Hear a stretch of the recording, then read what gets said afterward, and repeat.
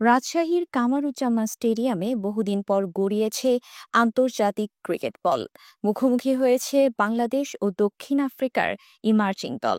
3 ম্যাচের ওয়ানডে সিরিজের প্রথম ম্যাচে শ্বাসরুদ্ধকর জয় পেয়েছেন রাকিবুল তোফায়েলেরা।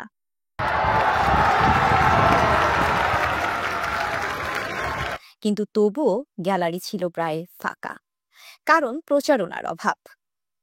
স্থানীয়রা বলছেন তারা জানতেনই না এমন ম্যাচ হচ্ছে নিজ শহরে। মাঠে নিরাপত্তা ব্যবস্থা ছিল প্রশংসনীয়, কিন্তু মিডিয়া ব্যবস্থাপনা থেকে শুরু করে দর্শক সেবার অন্যান্য দিকে ছিল চরম অব্যবস্থাপনা। শহরে একটা বিলবোর্ড নাই, কোনো প্রচারণা নাই, এবং স্টেডিয়ামের গেটে ঢোকার সময় দেখলাম এখানে স্টেডিয়ামের গেটেও সেই রকম অর্থে কোনো প্রচারণাই নাই। এখানে যত দর্শক দেখতে পাচ্ছেন ব্যক্তিগত আগ্রহে ফেসবুকে স্ট্যাটাস দেখে একজন আরেকজনের কাছ থেকে জেনে এখানে এসেছে। এই স্টেডিয়ামের সংস্কার প্রয়োজন, দেখছেন অনেক ড্রেসিং রুম, তারপরে ওই যে স্কোর বোর্ড অনেকটা, তারপরে এখানে বড় বিলবোর্ড নেই। আমরা অনেকে স্কোর দেখতে পাচ্ছি না, আমরা ইউটিউবে ঢুকে দেখতে হচ্ছে যে স্কোর কত কি হয়েছে। দর্শক শূন্য গ্যালারি দেখে হতাশ রাজশাহীর ক্রিকেট প্রেমীরা। তারা বলছেন ঠিকমতো প্রচার হলে দর্শক থাকতো মাঠে। বিসিবির অবহেলাকেই দুষছেন তারা।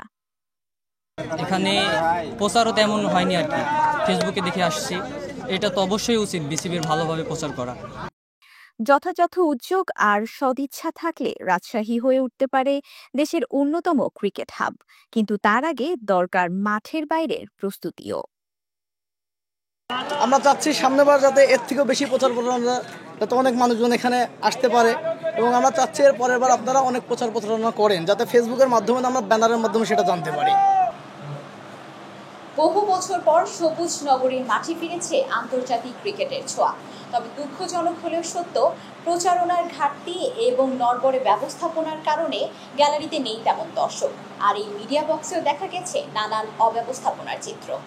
Afsana Ivy, Sky Bangla.